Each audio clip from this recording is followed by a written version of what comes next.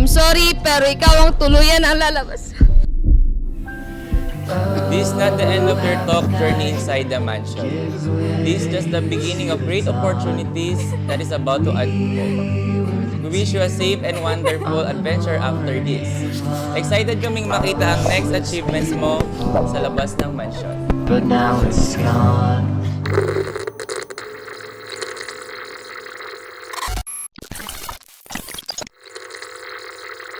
Muling tumahimik ang mansion matapos i-anunsyo kung sino-sino ang mga napasama sa weakest list.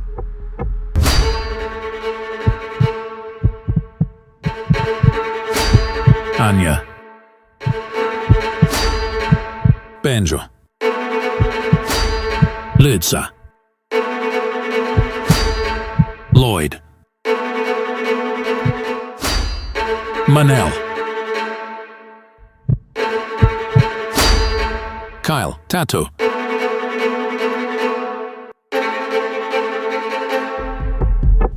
Imbes panghinaan ng loob, mas lalo pa silang nagpersige na laban ang kanilang spot sa mansion. Ako, sa sarili ko, alam ko naman na meron din ako pagkukulang sa part ko bilang CC dito sa Talk Season 7. Marami rin akong pagkukulang. So, naniniwala ako na deserving akong magstay pa dito sa mansion. Dahil before ako pumasok dito, buo yung tiwala ko sa sarili ko na kukunin ko yung 1 million and gagawin kong lahat para makapag-stay pa ako dito sa mansion. Kung bakit ako napabilang ngayon sa Vita 6 dahil ito po yung wake-up call ko para manavigate ko yung sarili ko kung nasa na ba ako. Deserve po ako magstay dito sa mansion dahil naniniwala ako na hindi pa po ito yung full potential ko hindi lang bilang isang content creator. And marami pa akong pwedeng ma-showcase at ma-share na mga knowledge. Bakit nga ba ako napasama dito sa Vita 6? Unti-unti ko napagtanto na hindi pa pala yun yung best ko. Na akala ko yun na, pero may kulang pa rin pala. Deserve ko mag-stay kasi ito na ako andito na ako Hindi ko na hihinto to. Ipo-focus ko na ulit yung pagla-live sell ko and sa iba pang mga kailangan. Ginawa ko naman lahat ng best ko dito. Siguro lang dahil sa weekly challenge namin. Naguguluhan din ako kasi sobrang binigay ko talaga lahat kasi nga pinaglaban dito ang 1 milyon at ayoko pa namang umuwi. Pag mabibigyan man ako ng chance na manatili pa dito sa loob ng mansyon, mas i-improve ko pa quality content ko, mas gagawin ko pang lahat para sa 1 milyon. Sa tingin ko kaya ako nakasali sa Wikis kasi mahina ako sa live selling, guys. Bigyan man ako ng chance na magstay dito sa mansion. Unang-unang ipopursue ko at bibigyan ko ng pansin yung live selling talaga kasi doon lang naman ako mahina And alam ko namang kaya kong gawin yun Ang dahilan na naging part ako ng Wikis 6 is nawalan ako ng focus. Kasi nung time na yun, sobrang stress ko. Siguro instead of magbawas ng timbang, nadala ako sa emotions ko kasi my lola died. I lost one of my family member and then yun ulit. There's a chance na hindi ako mag-goodbye.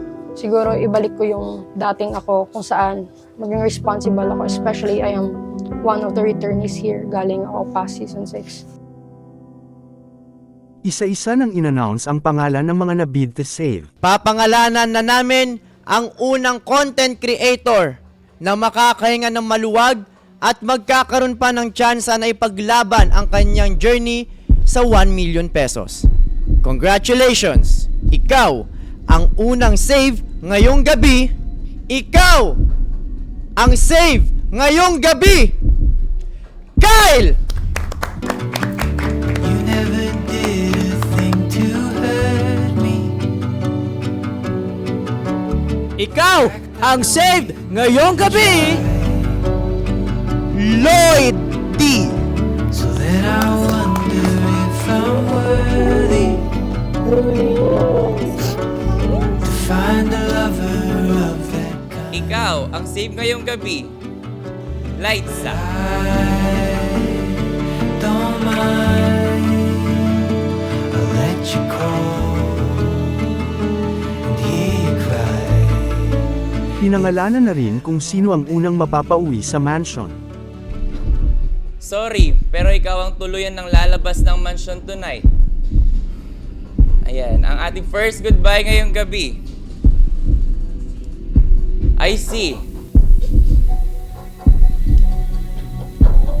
Benjo. Yung suporta niyo sa akin, talagang sobrang naramdaman ko. Ayun yun, sa mga co-content creators ko dito, nakita ko, ayun, sa mga part ng weakest, nakita ko talaga na kayo yung deserving talaga to stay. Kaya huwag niyo sayangin yung chance nyo na nandito kayo sa mansion. Papangalanan na natin ang susunod na mapapauwi. Sorry, pero ikaw ang tuluyan ng lalabas ng mansyon tonight. Hindi na rin napigilan ng mga host ang kanilang luha, lalo na nang i-announce na ang pangalawang mapapauwi ay si Manel na isa sa malapit na kaibigan ni Pabi. I'm sorry, pero ikaw ang tuluyan ang lalabas. Manel! Gives way to the dawn. We were the two on the moon. Pero maraming salamat sa suporta sa akin. Sa mga taong hindi ko na-expect kung suportahan ako. Our love was beautiful, but now it's gone.